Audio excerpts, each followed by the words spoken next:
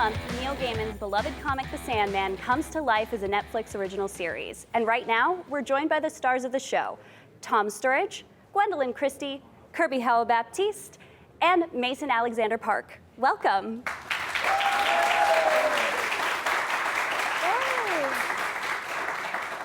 So The Sandman is such a beloved series. Was there any anxiety taking on these larger-than-life characters?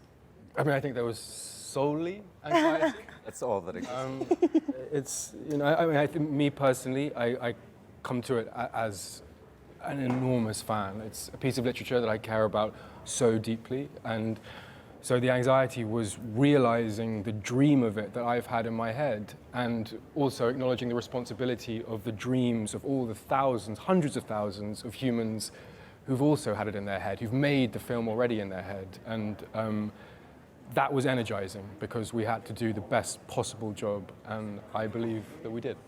I think what was really exciting and comforting about it was that it truly feels that everyone involved loves the project. Yeah. Genuinely loves it, genuinely has huge enthusiasm for the comics, for Neil, for Alan, and everyone was really so keen to be as faithful to the comics as possible, but as creative and fresh and something that felt contemporary. Absolutely. So, Gwendoline, Neil and the creators behind the show based a lot of Lucifer's look on David Bowie. Did you take any inspiration from him as you were getting into character? I know that was Neil's original source material, and David Bowie is someone I've been a huge fan of since I was a child, actually, and I was fascinated by the alien-like, otherworldly quality that David Bowie had. But I went back to the comics and really read what was there, and it was an amazing creative experience for me because everybody was very involved with the costumes, hair and makeup.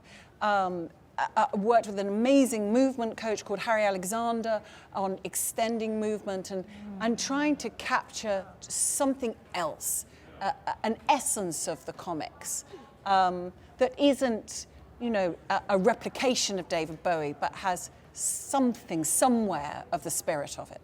Yeah.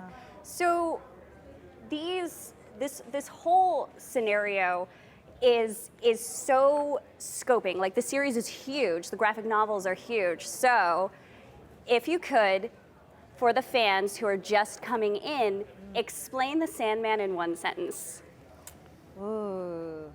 Kirby. I haven't said anything. Daunting. And the reason why I hadn't said anything, because I was like hoping for a softball, but okay. I would say for fans just coming into it, I would say that The Sandman is an epic fantasy journey. We follow Dream. This is one sentence, but there's commas and also semicolons and things like that. We follow Dream on his journey. He's been captured for 100 years, and then we follow him on this absolutely epic journey through different times and spaces, and we meet incredible people. I would say it's also a very, again, long sentence, like, you know, commas, commas, commas. We go through all these sort of really universal themes. I think that's the one thing, if you're not familiar with it, the thing that I think unites everyone is the universal themes of love, of tragedy, of loss, of searching. So that's for the fans who didn't know, and also if you didn't know how to structure a sentence, that's how you structure it. Like James Joyce. Also, yes, yeah, and that's not the first time that's been said about me. Finnegan's Wake. Yeah. Yeah.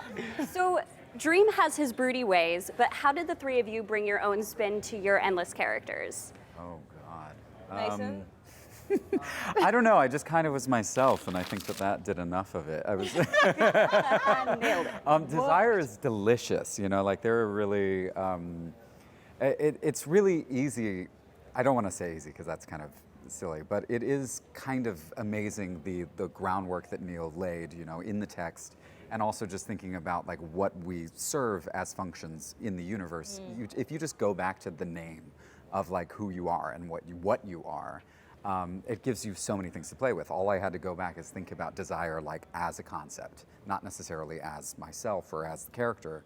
And a lot of times that was so much more informative than anything else because everything that encompasses human experience with desire is everything that desire is in the series and in the comics. So it was really, I don't know, it was kind of exciting to think of it from a bunch of different places and discover something fresh in that, hopefully.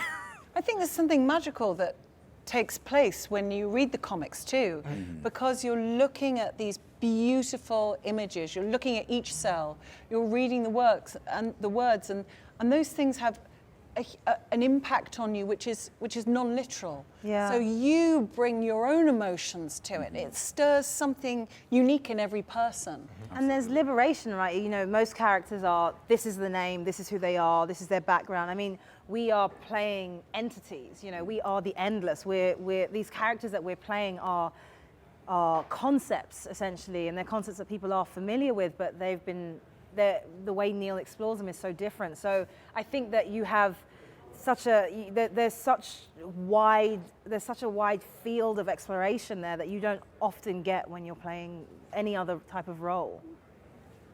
Perfect. And I think that's all the time that we have, but thank you guys so much for coming out today. You guys did great, and we're so excited to see The Sandman. For everybody at home, The Sandman comes to Netflix on August 5th, but hold on over until then. We've got even more stars on our show out on our balcony right now. Check it out.